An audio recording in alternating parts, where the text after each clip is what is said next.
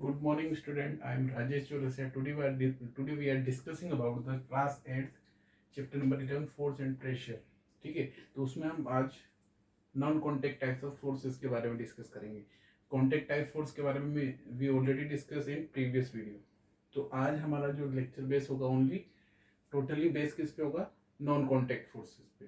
ठीक है, तो नॉन कॉन्टेक्ट फोर्स की डेफिनेशन हमने लास्ट प्रीवियस लेक्चर में स्टडी कर ली थी. क्या होता है, if two bodies are not in physical contact, then the force is exerted is known as non contact force.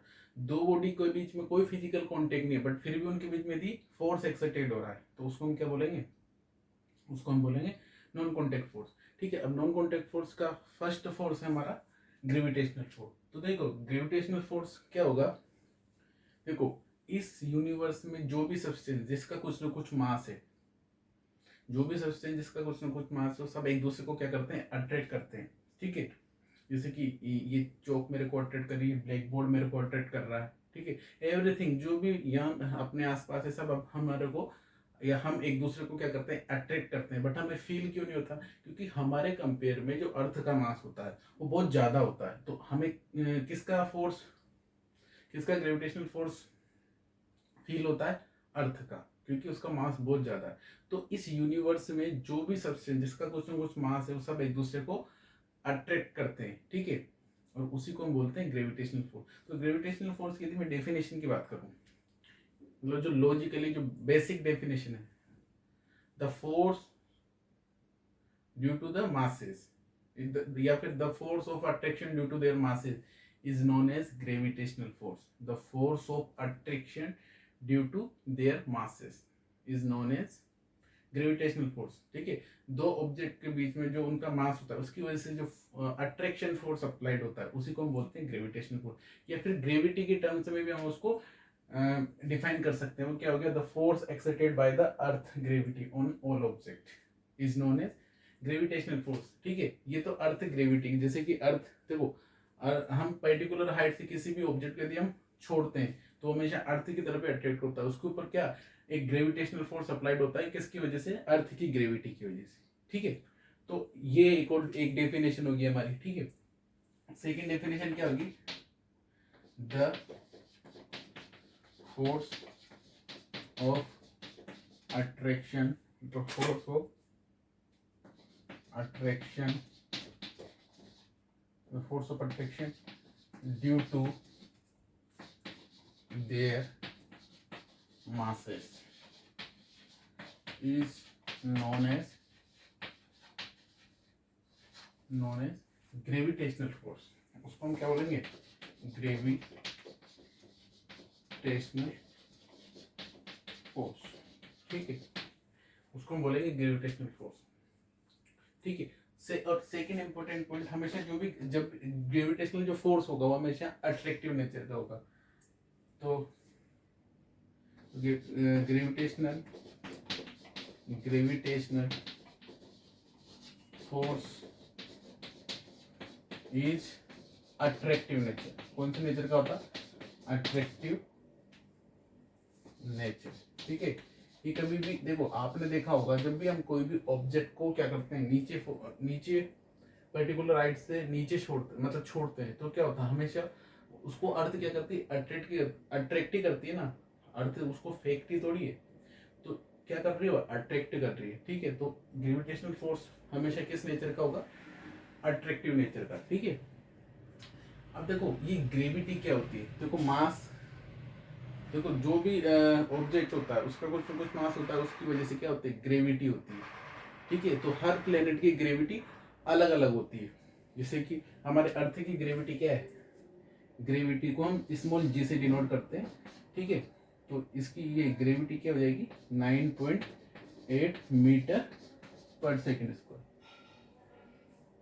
ठीक है, ये होता है, ये ग्रेविटी होती है मेरे अर्थ की, अर्थ.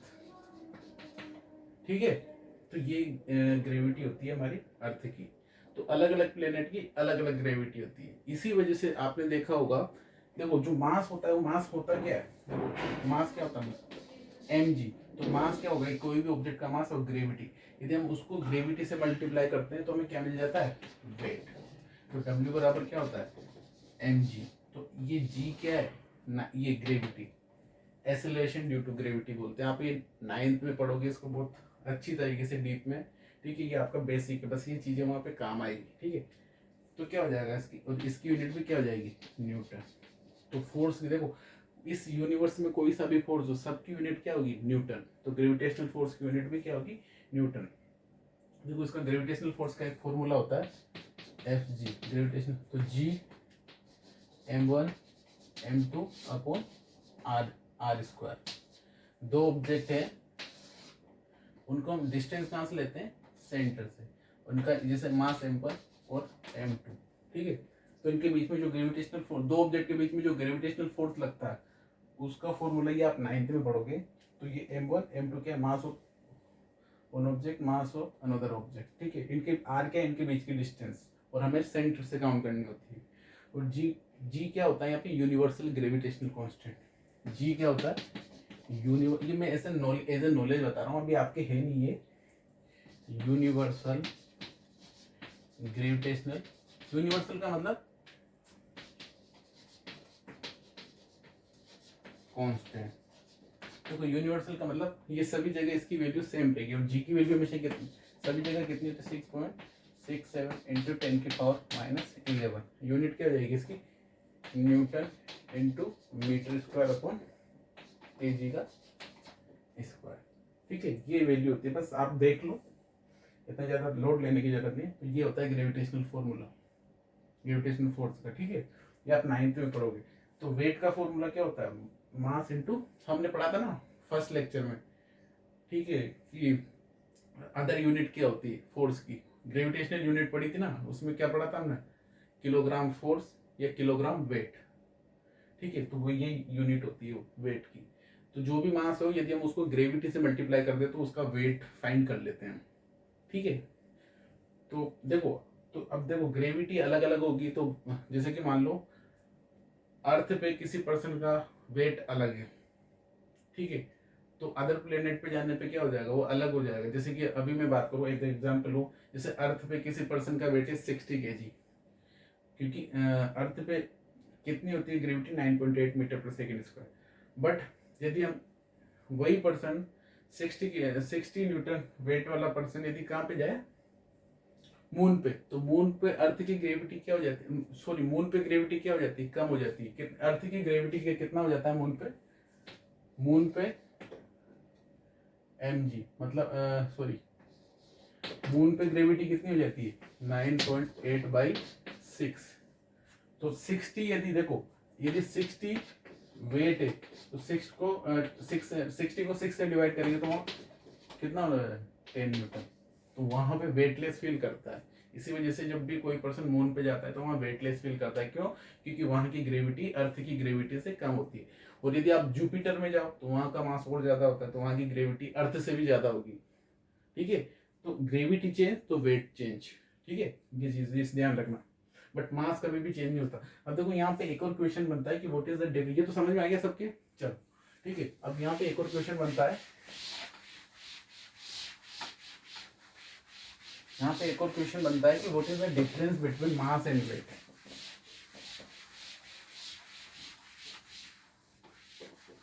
मास एंड वेट, तो मास एंड वेट, तो मास को मास को क्या होता है, तो मास क्या होता है, it is a quantity of the particle in a body, QUA, quantity of in a body। मास क्या होता है, it is a quantity of the particle in a body is known as mass, is known as mass of the body, is mass of the body, ठीक है।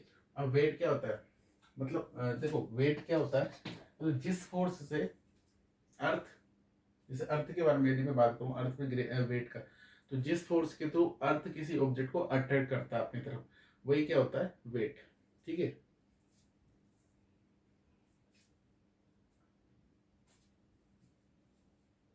या फिर मास को यदि हम क्या करें, यदि मास को मैं क्या करूं, वेट से यदि मैं ग्रेविटी से मल्टीप्लाई कर दूं तो वो क्या बन जाता है, वेट। ठीक है, ठीक है, तो m into G, the mass is multiply by the gravity is known as weight. या जिस the body which is attract by the earth, ठीक है,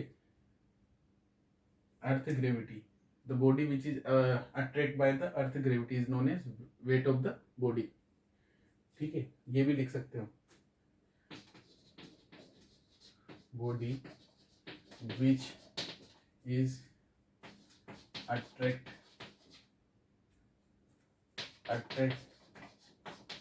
by the body which is attracted by the earth, by the earth, the body which is attracted by the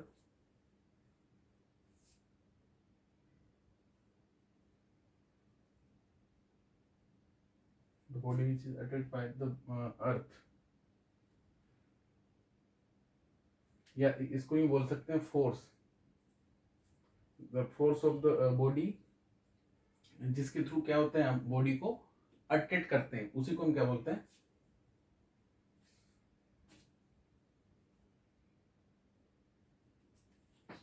earth gravity, या फिर the force which is attract the body toward the earth is known as weight. ठीक है, उस object का क्या होगा, wait. तो क्या हो जाएगा, m equal to sorry weight equal to क्या हो जाएगा, mass into gravity. Okay,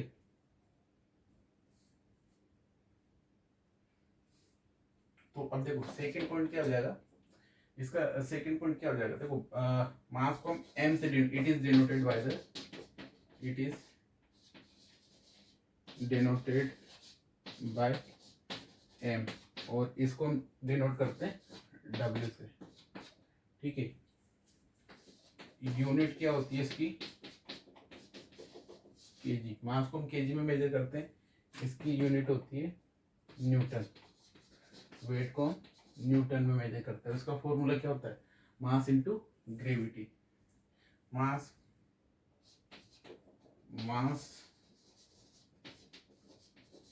can't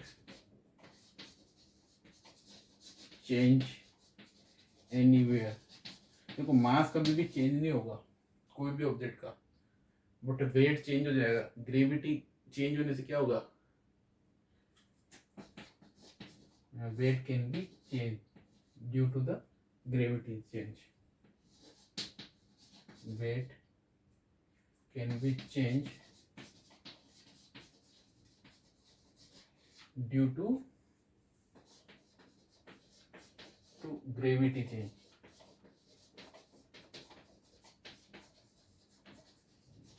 ठीक है, ग्रेविटी चेंज होने से क्या होगा, वेट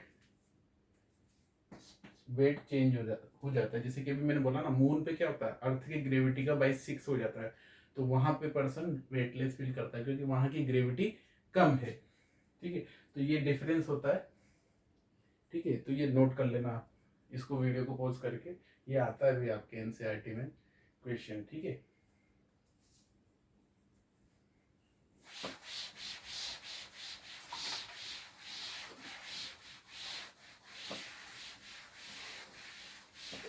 तो वेट की डेफिनेशन एक, the force which is attract by the body towards the earth is known as weight of the body. ठीक है, ऐसे भी लिख सकते हो आप, the force which is attract by the earth toward the force which is attracted by the body towards the earth is known as weight of the body। ठीक है, चलो अब हम बात करते हैं मैग्नेटिक फोर्स की। मैग्नेटिक फोर्स, देखो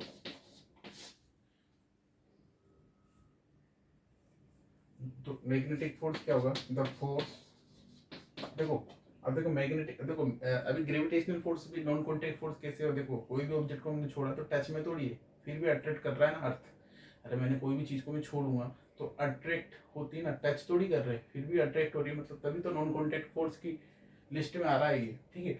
और मैग्नेटिक फोर्स भी क्या होगा, आपने दो मैग्नेट को देखा होगा ये इस तरीके से, नॉर्थ साउथ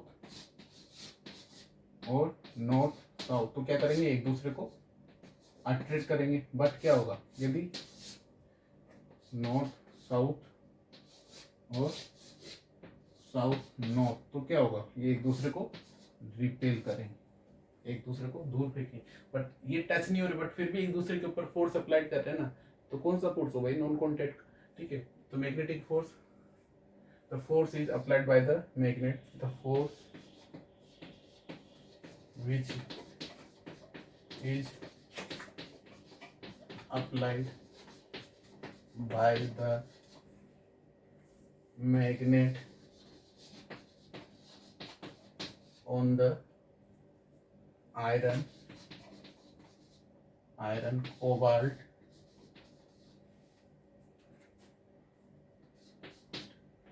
and nickel.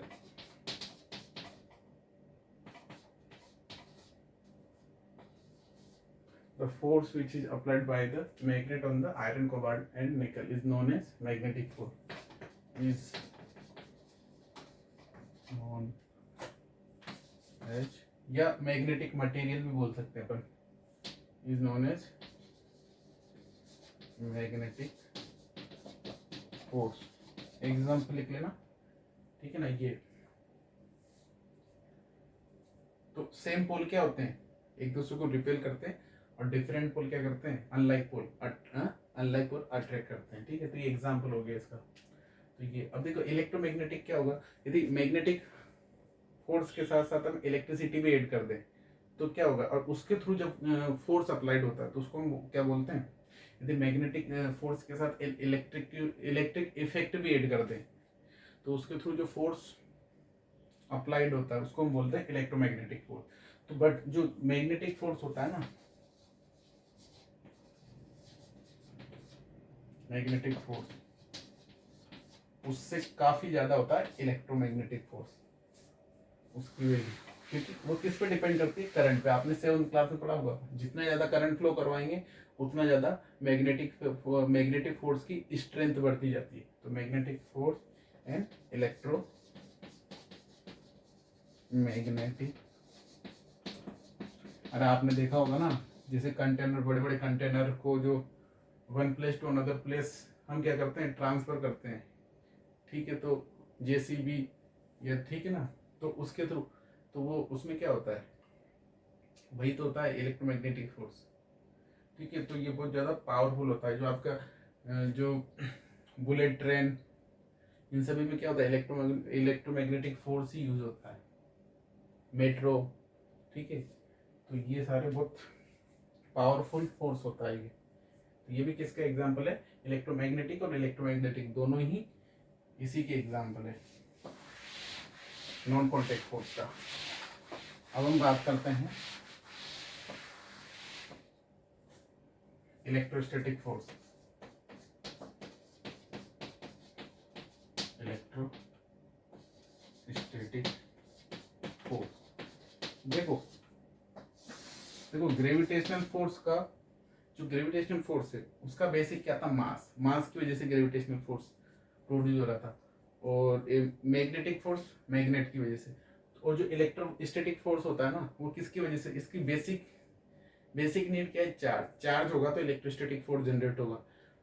तो क्या हो जाएगा, the force due to the charges, the force due to the charges. आपने 7th क्लास में बहुत अच्छी तरीके से पढ़ा होगा, चार्ज क्या होता है। चार्ज क्या होता है, एक प्रॉपर्टी होती है जिसकी वजह से इलेक्ट्रिसिटी जनरेट होती है, ठीक है। सेम चार्जेस क्या करते हैं, यदि देखो टू टाइप्स के चार्ज होते हैं, पॉजिटिव एंड नेगेटिव। यदि पॉजिटिव होगा तो क्या करेंगे, रिपेल, और नेगेटिव होगा तब भी क्या होगा, क्या करेंगे, रिपेल, और यदि पॉजिटिव और नेगेटिव होगा तो अट्रैक्ट। ठीक है, the force due to the charger is known as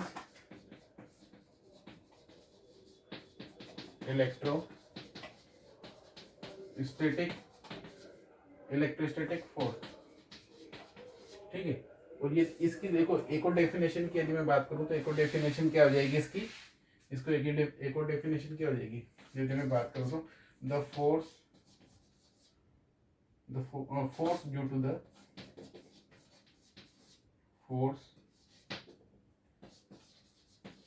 to the imbalancing.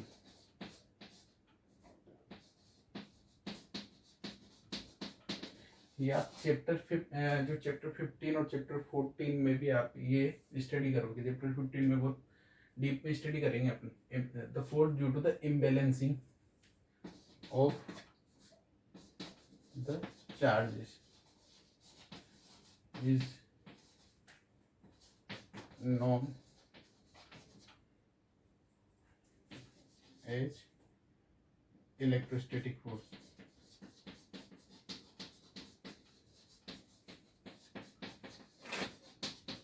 ठीक है, इलेक्ट्रोस्टैटिक फोर्स। अब जो इलेक्ट्रोस्टैटिक फोर्स होता है ना, इम्बैलेंसिंग का मतलब देखो जो भी एटम होता है वो क्या होता है वैसे न्यूट्रल, जितना पॉजिटिव चार्ज और जितना पॉजिटिव चार्ज होता है एटम में उतना ही क्या होता है नेगेटिव चार्ज, तो दोनों क्या हो गए, दोनों में लेकिन न्यूट्रल होगा।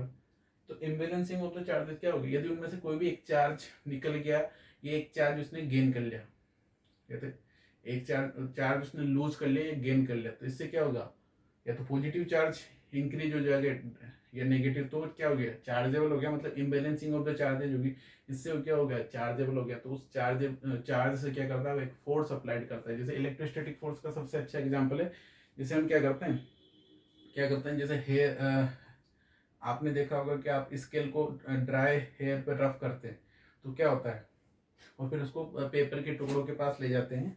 जैसे कि मान लो ये कोई आपका स्केल है,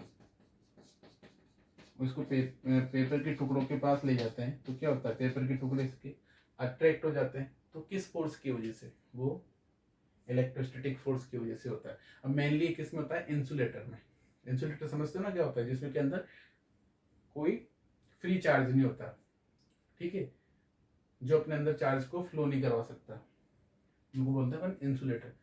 तो ये किस फोर्स का एग्जांपल होगा, इलेक्ट्रोस्टैटिक। आपने कभी कभी देखा होगा, आप चेयर पे बैठे हुए, ठीक है, और अचानक जब आप क्या करते हो, टच करते हो उस चेयर को, किसी मतलब कोई बैठा, तो आपको करंट आता है, तो उसका भी मतलब झटका लगता है ना, तो वो शॉक लगता है, तो भी इसका एग्जांपल है। या एकदम आपने देखा होगा कि जो वूलन वगैरह, या फिर जैसे आपने एक एक्टिविटी करी होगी क्लास 7th में आई थिंक, यदि मैं क्या करता हूँ, बलून होता है उसको क्या करता हूँ, यदि मैं हेयर से रफ करके यदि मैं दीवार पे टच करता हूँ तो उसके चिपक जाता है वो, तो किसकी वजह से हो रहा है ये सब, इलेक्ट्रोस्टैटिक फोर्स। देखो नॉर्मल यदि आप उसको करोगे तो नहीं अट्रैक्ट होगा, बट जब हेयर से रफ करके उसको करोगे तो क्या ऐसा हेयर से रफ करने से हो क्या रहा है, चार्ज एक्सचेंज हो रहे हैं उनके, इससे क्या हो गया, वो चार्जेबल हो गया, और इस वजह से क्या हो, उसमें एक फोर्स जनरेट हुआ। वो कौन सा फोर्स होगा, इलेक्ट्रोस्टैटिक फोर्स। ठीक है, चलो ठीक है। अब तो ये किस नेचर का होता है, it is attractive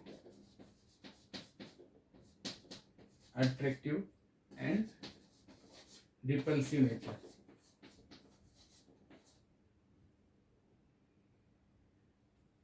repulsive nature।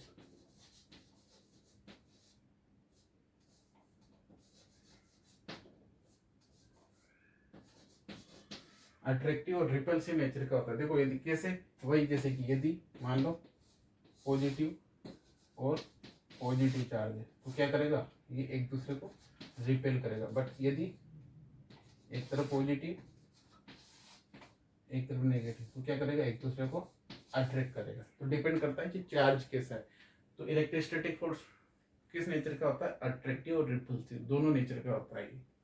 ठीक है, चलो तो ये थे आपके मेनली जो फोर्स किस में थे आपके सिलेबस में। एक फोर्स में एक्स्ट्रा आपको पढ़ा देता हूँ, ठीक है, उस फोर्स का नाम है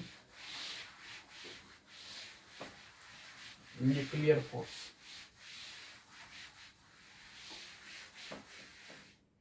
तो न्यूक्लियर फोर्स क्या होता है?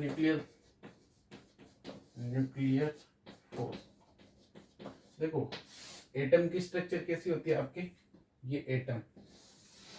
एटम में क्या होता है, बीच में न्यूक्लियस होता है, ठीक है, और आसपास क्या होते हैं, ये अब इसमें ऑर्बिट्स होते हैं, और इसमें क्या होता है, इलेक्ट्रॉन्स होते हैं, इलेक्ट्रॉन्स मूव करते हैं, इलेक्ट्रॉन्स, ठीक है। और इसमें न्यूक्लियस में क्या होता है आपका, प्रोटॉन और न्यूट्रॉन, प्रोटॉन पे प्लस साइन होता है और न्यूक्लियस में होते हैं ये, और न्यूट्रॉन पे कोई साइन नहीं होता, ये न्यूट्रल होता है एकदम, ठीक है। और इलेक्ट्रॉन्स क्या करते हैं, इलेक्ट्रॉन पे कौन सा चार्ज होता है, नेगेटिव, प्रोटॉन पे plus charge.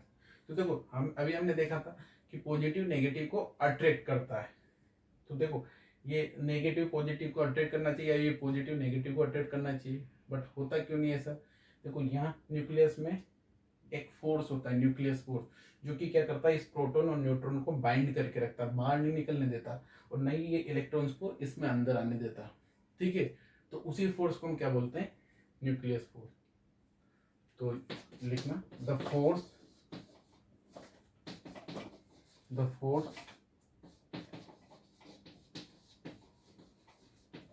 which is bind the force which is bind the proton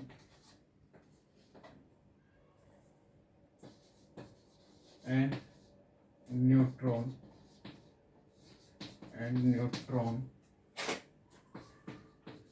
in a nucleus is known as nucleus।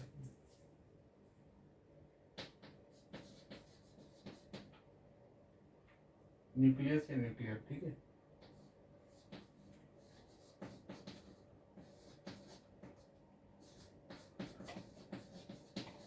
तो एक फोर्स होता है जो कि प्रोटॉन और न्यूट्रॉन को इस न्यूक्लियस में बाइंड करके रखता है, इनको बाहर नहीं जाने देता, उस फोर्स को बोलते हैं न्यूक्लियर फोर्स, ठीक है। तो ये सारे हमारे non contact type of force भी क्या हो गया, आज फिनिश हो गए।